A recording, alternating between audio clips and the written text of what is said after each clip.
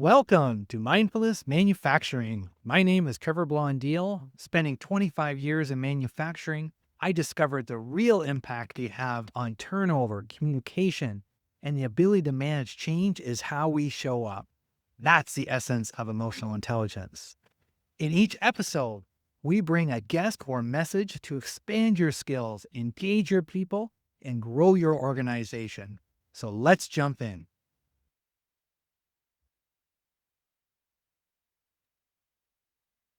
We're approaching the middle of 2025, and I have not heard manufacturing in the news and in conversations as much as I am right now. There's never a time to be more mindful in manufacturing. And when we look at what are the trends coming up? Like, what's the advantages that we can have in manufacturing with all these opportunities coming up? What does that look like? Well, I have a friend, Joel Block, who's on the show today. I have a friend, Joel Block, who's on the show today. He's a former professional blackjack player and card counter. And Joel was a member of one of the most elite teams ever to play the game. He regularly took money from Las Vegas before heading to the giant casino on Wall Street, where he spent most of his career in venture capital and hedge funds. He's done over $1 billion in deals. And that is with a B. And so I'm privileged to know Joel, and he's going to share today what he learned about winning by playing at the top of his game, and he's going to help us a little bit too in where manufacturing's going. So welcome to the show, Joel. Trevor, thanks very much, man. Thanks for having me on the show. So we want to talk manufacturing, where it's going, but when I met you and I kind of heard that, I had to ask you some questions about just I don't know any professional blackjack players. So what was that like? Well, first of all, I would say most people don't know very many professional gamblers. They know a lot of loser gamblers. Or people that say that they're winners. Well, everybody says they're a winner. That's just kind of what happens. But the truth is, the city of Las Vegas, it wasn't built by winners. Mhm. Oh yeah, that money It comes is the from. place. The place is spectacular. It's so no, it wasn't built by winners. But there are some people who can beat those unbeatable games, and those people are called advantage players. And I was Mhm. always referred to as an advantage player as a youngster because I could take money out of casinos, and there is nothing they can do about it. I mean, listen, we're a loss leader for them. In a funny way, guys like me have taken millions of dollars out of casino, or probably a lot more than that. And but as a result of guys like us, the casino has turned blackjack into a multi-billion-dollar game every single year because regular people think they can beat the game. Mhm. But, the truth is that to beat the game, you have to work hard. You have to have a system. You have to really learn what to do and be precise. Not any different than being an exceptional business person.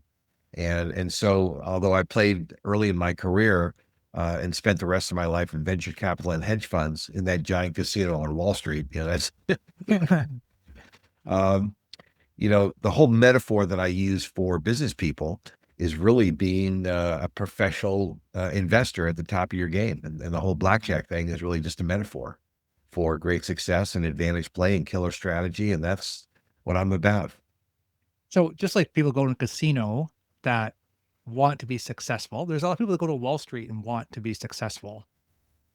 And it doesn't always happen. So what Well, was different with you, everybody Joel? wants to be successful, Yeah. but wanting to be successful and being successful are completely unrelated to one another. I mean, there are people who understand things other people don't understand that are willing to do the work that other people aren't willing to do. And they're willing to take chances and risk, and they understand their profile. And, we think of it, we have this little moniker, we call it TSA, like at the airport, think, see, and act. That Uh, advantage players think differently than other people. They see and notice things other people don't see or notice, and then they take actions that other people won't. And that's really what being an advantage player is about. And the very best business people, the people that are most successful on Wall Street, anywhere else in their life, they think differently than other people. They see and notice what others don't, and then they take actions others won't. And that's I'm all about that. I just believe that, people could be more successful if they did the right things instead of talking about it. we do that in manufacturing. Sometimes it's like, okay, we've talked about this, so we probably would have spent less time just doing it.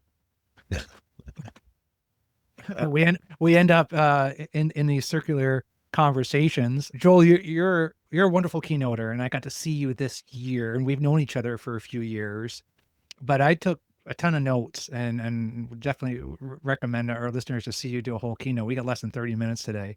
But one of the areas you talked about was like people being busy all day and nothing to show for it.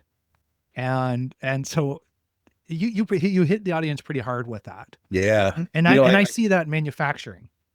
I tell this funny little story about it's a German word called Schaumschlager. It's, somebody who beats foam. They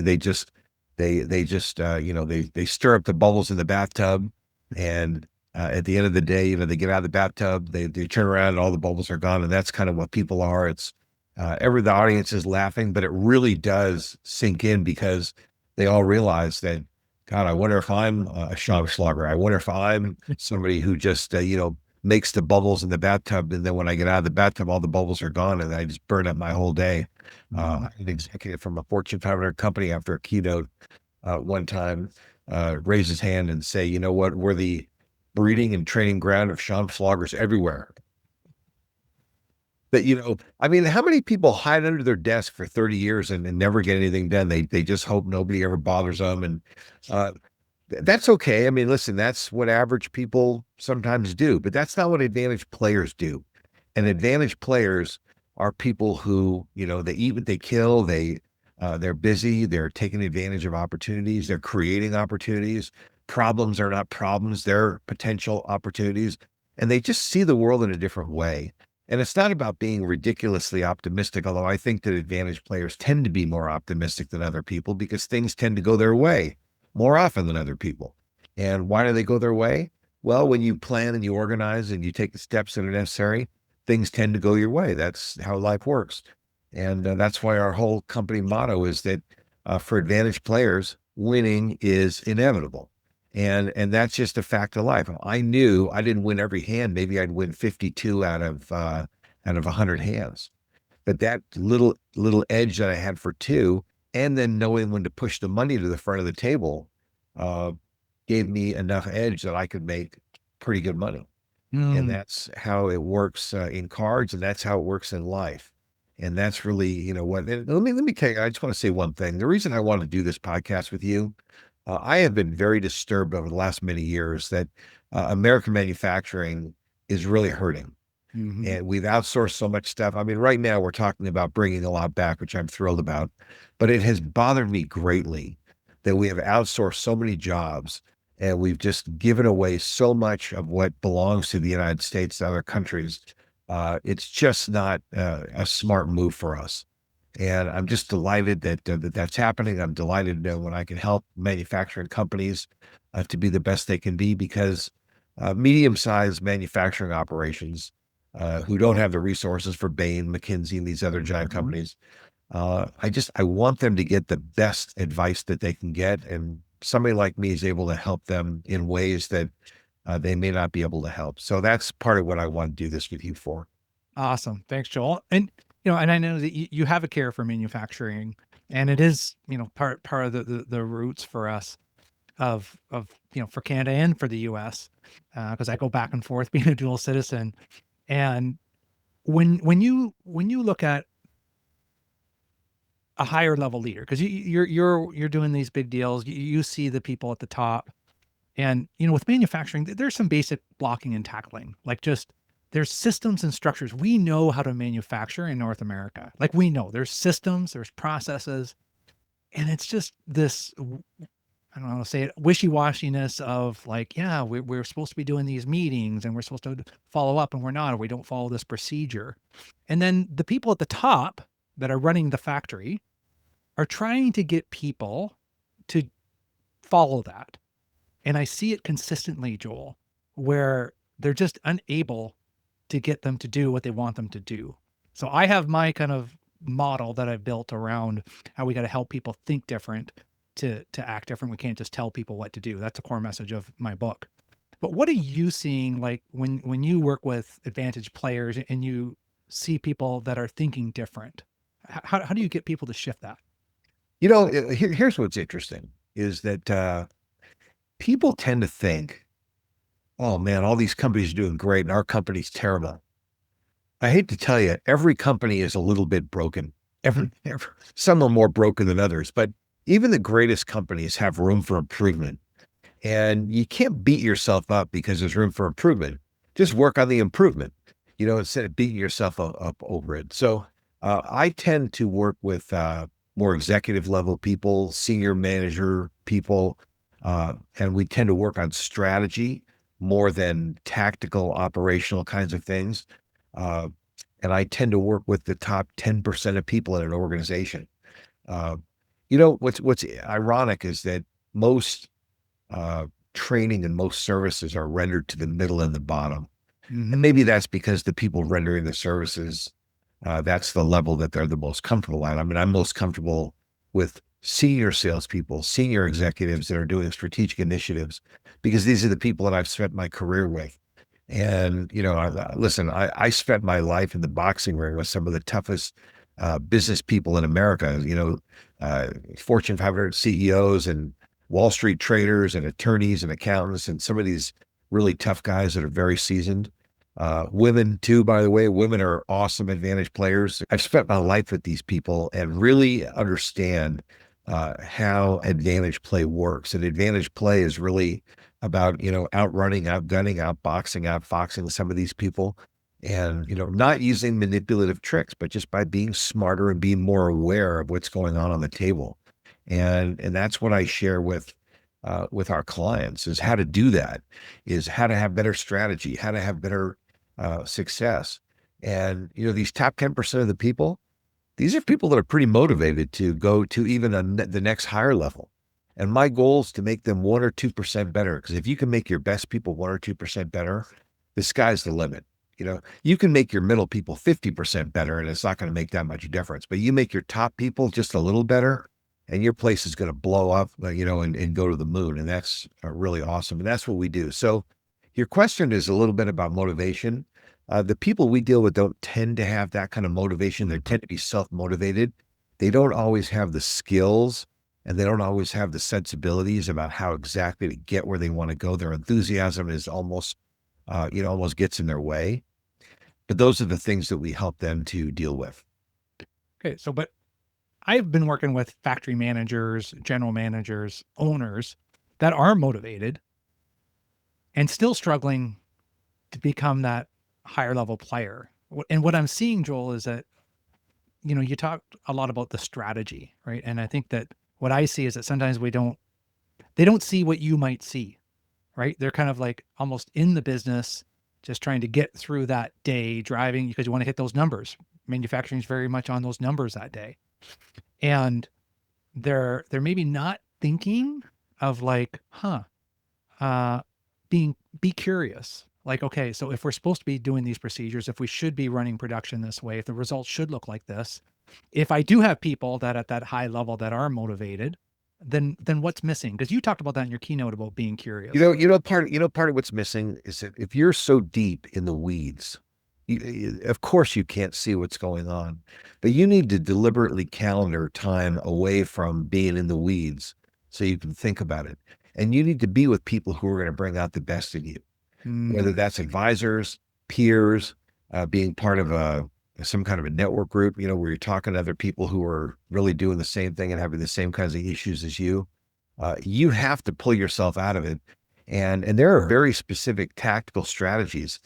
For example, we talk about high limit questions, developing the kinds of mm, questions that change the way that people think.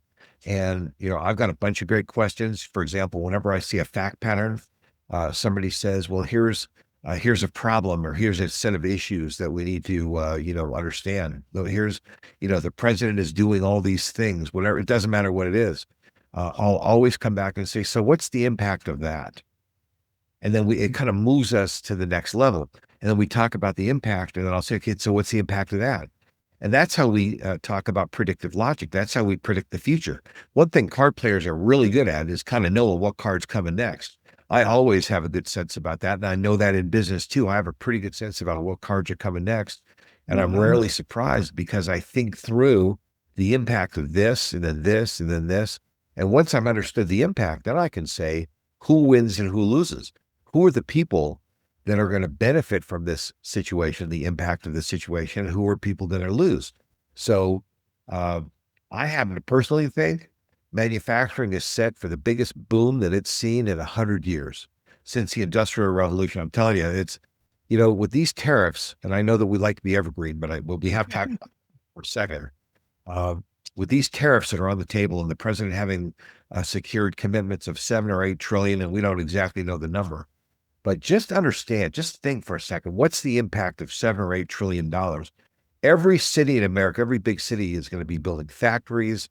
They're going to see a resurgence of these things.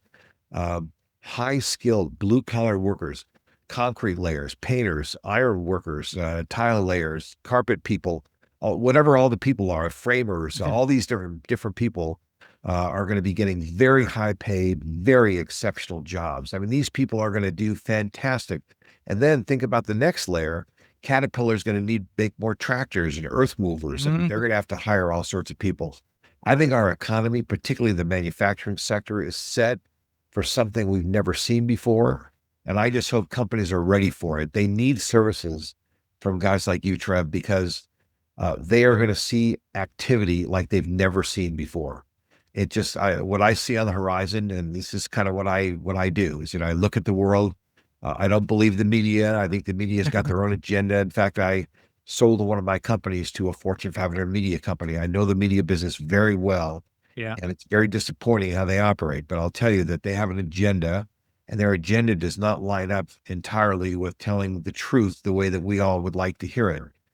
They perceive whatever to be true. They're not necessarily not telling the truth, but I don't think they're telling it from the right perspective. So business people really need to see what's going on around them so that they can make decisions that are going to be good for their companies, not the day the news breaks. They need to anticipate, predict that news, and really kind of get in front of it. And that's how you get an advantage in front of your competitors. I'm happy to talk to any of your guys if they want to go through any of these things. Let's make America great. Let's make manufacturing great. I mean, listen, Americans were built by winners. In fact, you ever see that show like Yellowstone or 1883, some of these shows?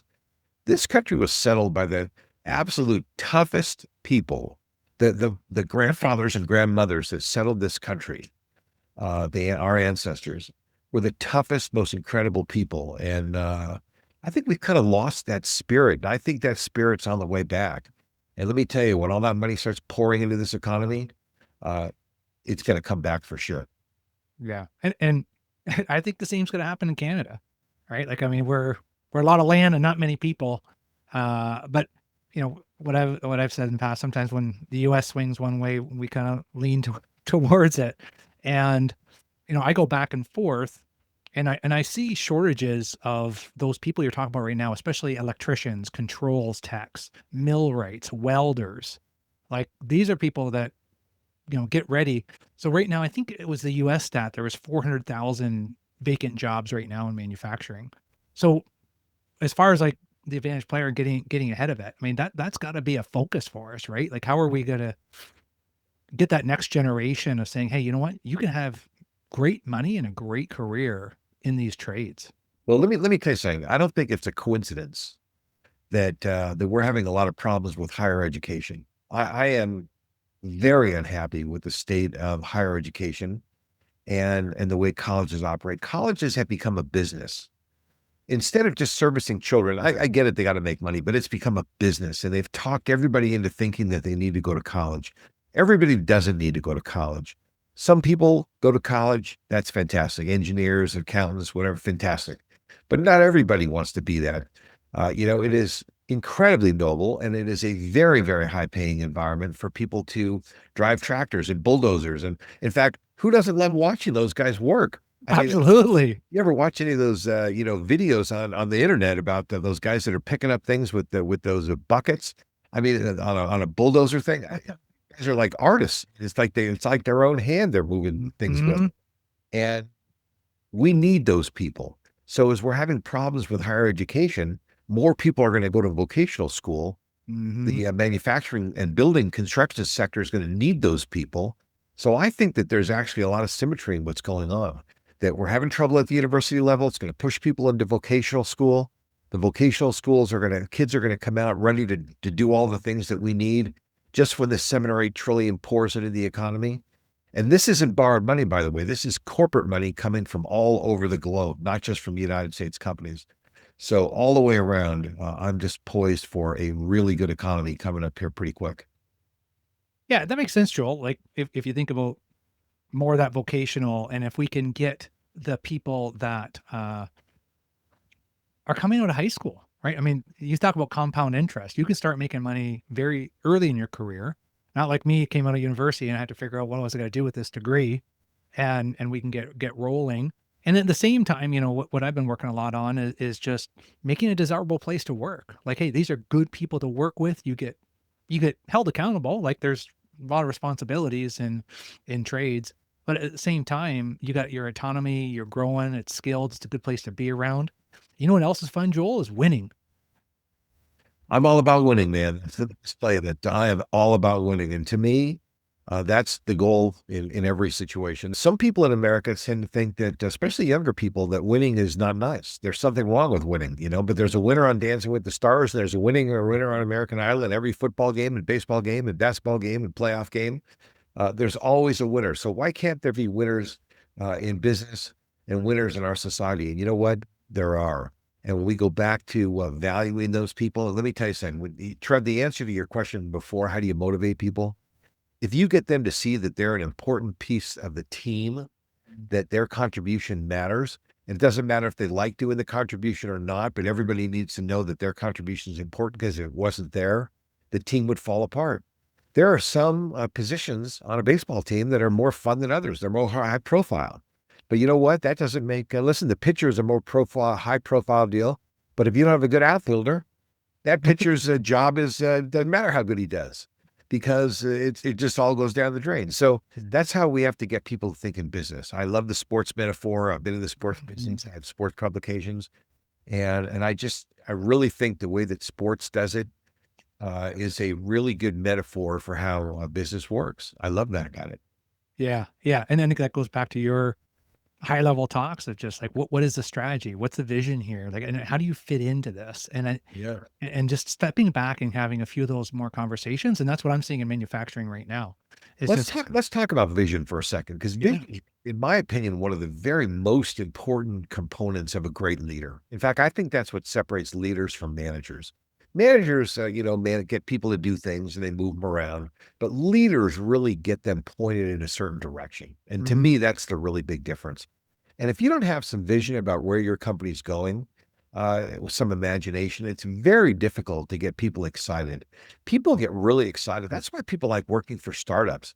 Is, we're going to go out and we're going to do something big. We're going to make big changes. We're going to affect a lot of people. And I don't care, what product you make, no matter how boring it is.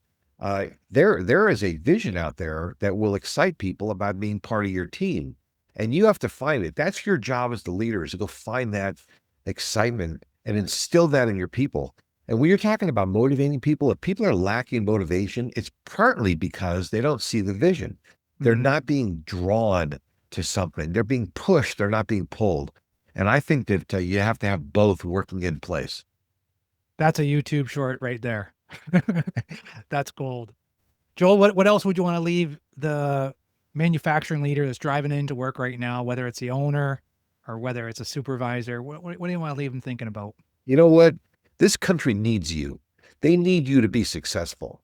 Successful people are the people who make things happen. Poor people don't donate money. Poor people don't build buildings, and they don't hire people. And that's not being disrespectful to poor people. I'd like to see poor people do better too. But if you're somebody who is in the driver's seat and you're making important decisions, uh, let's make it the best company that you can make it, because you owe that to all the other companies in America. We are all on the track to creating something great in this country. And when we do that, everybody's going to win. And that means that all the people who are right now a little bit downtrodden and under the weather, they're going to get better jobs. They're going to get better money. They're going to be able to take better care of their families. And that's all that all of us want. We want to be able to take better care of our families and make more things happen, and just have a better life. And you know what? Mm, All of us can do that together, but it starts with the leadership at the top, by starting to make decisions that pull their people. And I will tell you once again, get ready for a boom because it's coming. Bam. Yeah. Joel, I've been following you for years, and I would recommend our listeners to do that. What's the best way for them to understand more about how to learn from you? If somebody wants to reach out to me, it's Joel at theadvantageplayer.com, or they can even go to my website. My phone number's there. The website is theadvantageplayer.com. And, they're welcome to reach out and listen. I spent my life in business and I love talking to other business people. And if somebody'd like to talk to me, I am more than happy to have a little conversation. When I first met you, that's one of the things that really stood out. You didn't really know who I was, but you were curious about me, and that's it's just something different that separates you. I think, Joel, you're a good man. You got a great vision. You help others. You've helped me, and you're gonna help our listeners. And I'll also put a link in there to sign up for your newsletter because Oh, I've gotten a lot of value out of just reading some of your thoughts, and I just appreciate you helping manufacturing and giving us hope too. That this is going to be great, and it's the best time, and it's gonna be the best time that manufacturing has had to implode. I think we're on top of the mountain. Thanks, Joel. Appreciate you. Trevor, thank you, man.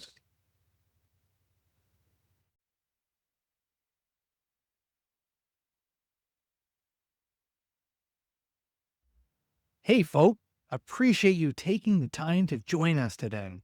If you enjoyed this episode, share it with someone. Haven't subscribed yet? Do it now. Remember, if you want results, the key is increasing your awareness of how you show up.